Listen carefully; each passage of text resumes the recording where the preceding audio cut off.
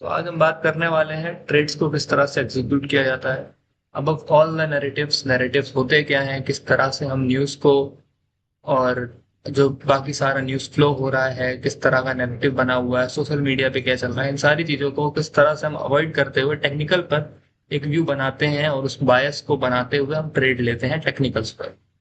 इन सारी चीज़ों पे आज बात करेंगे। यहाँ पर जो भी मैंने शब्द लिखे हैं इनका मैं पूरा का पूरा आपको एक एक्सप्लेनेशन दूंगा कि किस तरह से मैं करता हूँ। जैसे कि यहाँ पर मैंने लिखा है हाउ एग्जीक्यूट, तो एग्जीक्यूट किस तरह से करते हैं पूरे ट्रेड को, ठीक है।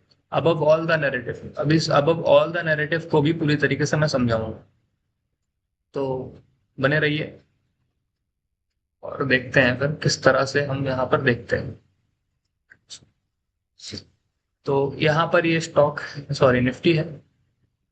निफ्टी आपका गैप डाउन खुला था, सबको पता है फ्राइडे को किस तरह से गैप डाउन खुला था। मैंने जो ट्रेड लिया था रिसेंटली फ्राइडे को, मैं उसी को एक्सप्लेन करने वाला हूँ, ठीक है। यहाँ पर आपको यहाँ पर 5 मिनट पे आना है और देखना है। आप गैप डाउन ओपन होते हो, रिकवर करते हो उसी कैंडल में, बट फिर दोबारा आप फॉलो थ्रू सेलिंग के साथ चले जाते हो। तो यहाँ पर हमें डेली टाइम फ्रेम पर जाना है और क्या देखना है यहाँ पर, ये जो जोन है, ठीक है, ये जोन है, ये वाला पहले एक रेजिस्टेंस था, राइट। अभी जब हम जानते हैं कि जो रेजिस्टेंस होता है जब उस पर ब्रेकआउट आ जाता है ना, तो फिर वो सपोर्ट बन जाता है। बट इट इज, यहाँ पर एक सपोर्ट है।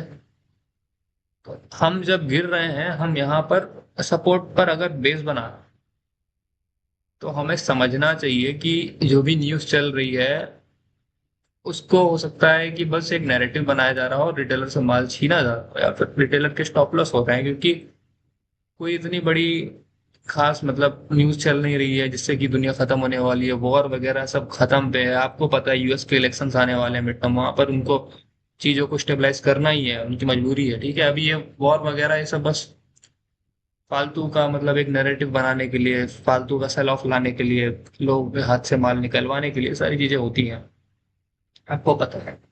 तो हम इन चीजों को देखते हुए समझते हुए, जियो पॉलिटिक्स को अगर आप समझते हो स्टडी करते हो तो आपको ये आइडिया लग जाता है, ठीक है।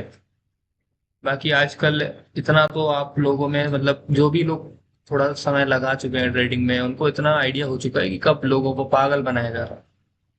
तो यहाँ पर आपको इतना सा एक कॉमन सेंस रखना है। और एक डिमांड जोन पर अगर आपका निफ्टी या कोई भी स्टॉक है, मैंने सुबह सुबह ही बोला था अपनी टेलीग्राम कम्युनिटी में कि जो डिमांड जोन पर स्टॉक है उनको स्टडी करिए, सब में अच्छी रिकवरी हुई, ठीक है। तो यहाँ पर आप देखो, यहाँ पर निफ्टी भी डिमांड जोन पे आया, मैंने यहाँ कहीं पे ट्रेड प्लान करा था और फिर ऊपर चला गया, ठीक है।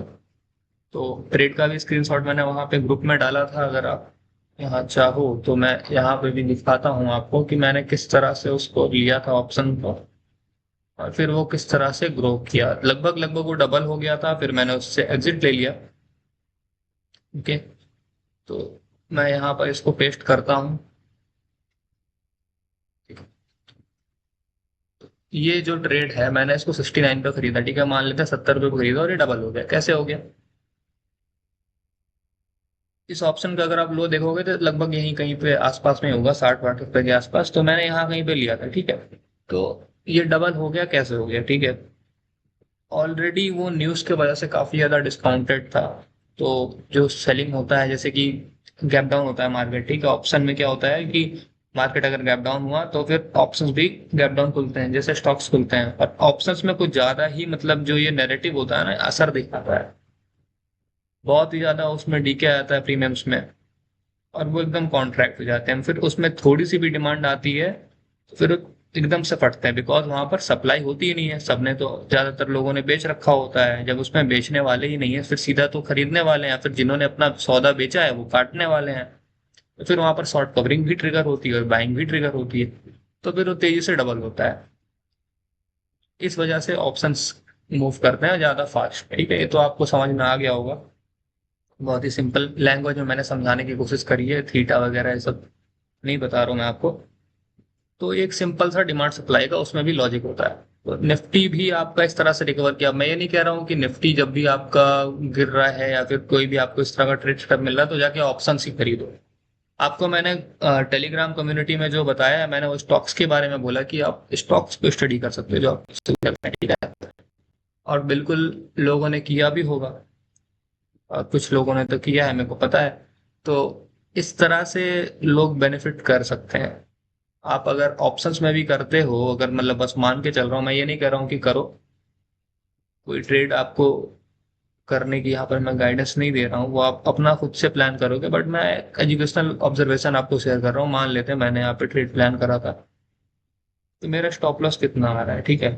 ये देख लेते हैं। अगर मैंने यहाँ पे इस कैंडल पे ट्रेड प्लान करा तो इसका ब्रेकआउट हुआ, तो मेरा स्टॉप लॉस पहली बात तो या तो ब्रेक इवन कर लेना है थोड़ा सा, अगर आपका ये 1:1 अचीव होता है ऑप्शंस में, या तो इसका ये जो लो है ना, इस कैंडल का स्टॉप लॉस। क्योंकि अगर आप मान के चलो ये कैंडल अगर इसके नीचे क्लोज कर जाती, तो क्या ये फिर ऊपर जाता, काफी ज्यादा चांसेस है कि फिर कंटिन्यूटी में निफ्टी थोड़ा सा और गिरता, फिर दोबारा से बेस वगैरह बनता, तो हम देख सकते थे कहीं और। लेकिन फिलहाल के लिए यहाँ पर हम अपना रिस्क रिवॉर्ड अगर देखें, तो बिल्कुल यहाँ पर आपका ब्रेकआउट हुआ। मैंने तो इवन ब्रेकआउट के पहले ही एंट्री ले ली थी, बट मेरे को क्योंकि आइडिया था कि ऐसा ही होने वाला है।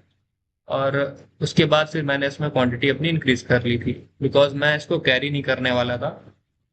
काफी लोग सोचते होंगे कि कैरी कर लेना चाहिए, हो सकता है मंडे को सीधा ऊपर ही चला जाए, लेकिन मैं वीकेंड वगैरह पे कैरी करना थोड़ा अवॉइड करता हूँ, वो भी ऑप्शंस को।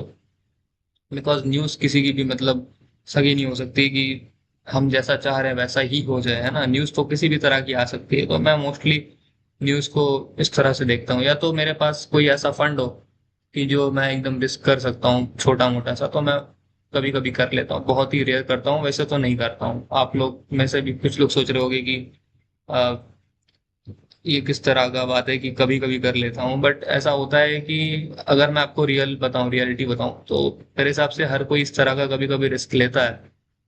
बहुत ही कम लेते हैं, जब अगर आप प्रॉफिटेबल हो जाते हो तो फिर ऐसा थोड़ा मोटा रिस्क ले लेना चाहिए कभी कभी। लेकिन अभी मैं आपको क्या बता रहा हूँ, करंट सिनेरियो कैसा है, तो मैंने यहाँ पर रिस्क नहीं लिया। तो मैं आपको एक सिनेरियो बता रहा हूँ, अगर आप प्रॉफिटेबल हो तो आपको समझ में आएगा कि आप कब ये रिस्क ले सकते हो, ठीक है। तो ये है एक लॉजिक, ठीक है। ये साइकोलॉजी की बातें हैं, आपको समझनी चाहिए। अभी अगर आप एक ऐसे फेज में हो जहां पर आप प्रॉफिट करते हो लॉस करते हो, प्रॉफिट करते हो लॉस करते हो, ऐसे समय पे बिल्कुल भी इस तरह की चीजें नहीं करनी चाहिए। इवन मैं ये कहूंगा कि जो मैं इस तरह की गलतियां, या फिर कह सकते हैं कि एक्सपेरिमेंट्स करता हूँ, या फिर लक आजमाना कह सकते हैं इसको, तो मैं कहूंगा एक तरह से गैम्बलिंग, ये रियल गैम्बलिंग ही हुई एक तरह की। ये अगर आप करते हो तो ये आप उस फेज में बिल्कुल भी करना अफोर्ड नहीं कर सकते जहां पर आप प्रॉफिटेबिलिटी और एक लूजिंग स्ट्रीक के बीच में जूझ रहे। तो वहां पर बिल्कुल भी इसका यूज मत करना, otherwise you will lose everything, ठीक है। तो ये एक बात है।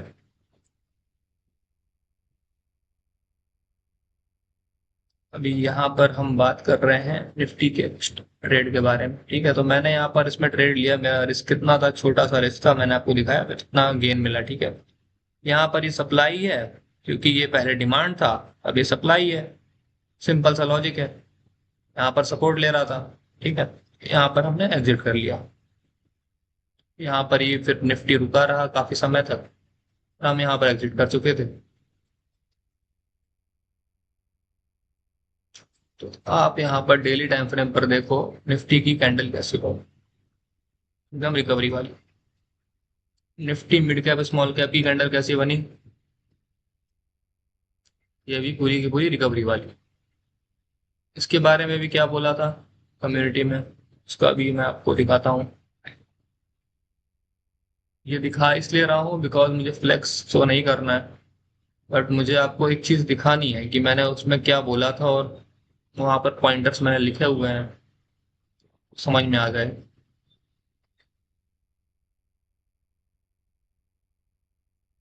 हाँ, तो ये है टीसीटी ग्रुप का स्क्रीनशॉट, और यहाँ पे मैं आपको पेस्ट करता हूँ अभी। ये देखिए आप लोग यहाँ पर क्या लिखा है, whenever we are coming like this on 50 MA, ठीक है। Nifty mid cap small cap का चार्ट है, हम जब भी 50 MA पर आते हैं, अब आप यहाँ पर देखना, यहाँ पर मैंने एक बार ये और यहाँ पर ये मार्क करके दिखाया था, पूरी बियरिश कैंडल थी, ठीक है। ये पूरी की पूरी रिकवर हो गई। कैसे हो गई, आप ये देखो, आप यहाँ पे आए थे, रिकवर हो गए, आप यहाँ पे आए, ऊपर चले गए, रिकवर हो गए, आप फिर से यहाँ पे आए 50 में, ठीक है। अभी मार्केट यहाँ से ऊपर जाना चाहती है, अगर मार्केट को गिरना होता तो ये पूरा का पूरा बेयरिश कैंडल बनाती, राइट। तो फिर मैंने क्या बोला, don't know if there is a news gonna come और व्हाट, बट मेरे को क्यों लग रहा था ऐसा कि न्यूज आ सकती है, हो सकता है कि ये पूरी की पूरी कैंडल बियरिश ही क्लोज हो जाती और फिर अगले दिन न्यूज के साथ गैप अप हो जाता। तो बट सेम डे रिकवरी हो गई, तो अभी न्यूज वाला एंगल थोड़ा सा कैंसिल होता है, बट ऐसा होता है, आपको पता है। तो फिर क्या लिखा है यहाँ पर, work on your stock picking and pick the right ones, already share the method, जैसा कि मैंने मेथड सिखा रखा है, उस मेथड से आप यूज करके देख सकते हो। और यहाँ पर यह भी लिखा है कि massive inflow will be seen in India, और ये मेरी खुद की कुछ रिसर्च है, उसके बारे में हम यहाँ पर अभी बात नहीं कर पाऊंगा, वीडियो बहुत लंबी हो जाएगी।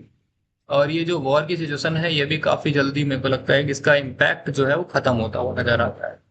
ये भी ऐसा नजर आता है मेनली बिकॉज ऑफ इलेक्शंस, और जो भी ये चीजें हो रही है मार्केट का बिहेवियर देख के ऐसा लगता है, क्रूड का भी बिहेवियर देख के ऐसा ही लगता है कि क्रूड बहुत समय तक ऊपर नहीं रहेगा, क्रूड नीचे आएगा। एंड अगर यहाँ से यूएसडी आईएनआर भी कंट्रोल में आ जाता है, अगर वहां पर डबल टॉप जैसा कुछ बन जाता है, तो गिरने लगता है यूएसडी आईएनआर बेसिकली, या फिर साइडवेज चला जाता है नीचे की तरफ, थोड़ा सा स्लाइटली डाउनवर्ड ट्रेंड में, तो हमारे मार्केट में बहुत ही अच्छा इन्फ्लो आता हुआ दिखेगा। बिकॉज जैपनीज बॉन्ड्स के बारे में मैंने अभी एक आर्टिकल डाला था कि वहां पर किस तरह से आउटफ्लो आ सकता है या फिर आ रहा है। अब जब भी यहाँ जैपनीज बॉन्ड से यहाँ पर आउटफ्लो होता है, तो इमर्जिंग मार्केट्स लाइक इंडिया यहाँ पर इनफ्लो देखने को मिलता है, ठीक है। तो ये रही बात मेरे बुलिस रहने की, इस वजह से मेरा बुलिस बायस है, यहाँ से मैंने अपना बायस डिसाइड किया हुआ था ऑलरेडी कि यहाँ पे मेरे को बुलिस रहना है। और बेसिकली आपको सारी चीजों को समझ के रखना पड़ेगा, अगर आप इस तरह का ट्रेड लेते हो। काफी सारे लोग सिर्फ टेक्निकल्स पे लेते हैं, बट मैं चीजों को थोड़ा सा मॉनिटर करके रखता हूँ कि किस तरह की चीजें दुनिया में हो रही हैं। जियो पॉलिटिक्स को समझना जरूरी है, मैक्रो माइक्रो इकोनॉमिक्स को समझना जरूरी है मेरे हिसाब से, जिससे आप एक बेटर ट्रेड और एक्यूरेसी वाला ट्रेड एग्जीक्यूट कर सकते हो। तो ये रहा मेरा आपके लिए एक छोटा सा स्पेशल वीडियो, जिसमें मैं अपने एग्जीक्यूशंस को किस तरह से करता हूँ वो मैं समझाता हुआ आपको दिखा, ठीक है। मैं आपको समझा रहा हूँ कि किस तरह से ये ट्रेड मैंने एग्जीक्यूट किया। वैसे मैं अपने ट्रेड्स को बहुत ज़्यादा डिस्क्लोज करना पसंद नहीं करता हूँ कि मैं किस तरह के ट्रेड किए या फिर मैंने कौन से ट्रेड किए, मुझे कुछ खास ही पसंद नहीं है। बट आप में से अगर किसी को ऐसा लगता है कि मुझे अपने ट्रेड्स डिस्कस करने चाहिए लास्ट मंथ के या फिर लास्ट वीक के, तो आप कमेंट करना, बिकॉज मैं ये भी सोच रहा था कि मैं अपने जो ऑलरेडी ट्रेड्स कर चुका हूँ वो डिस्कस कर सकता हूँ, या फिर जो मैं करने वाला हूँ वो भी कभी कभी मैं शेयर कर देता हूँ, बट मोस्टली मेरे को नहीं पसंद है कि मैंने जहां पर एंट्री करी है वहां पर और भी लोगों, बिकॉज होता क्या है कि मैंने कहीं पे एंट्री करी एंड वहां पर और भी सेम स्टॉक में लोग हों, ठीक है, तो फिर वो होता है ना कि एक जिम्मेदारी सी महसूस होती है, फिर उस ट्रेड में थोड़ा सा बर्डन महसूस होता है।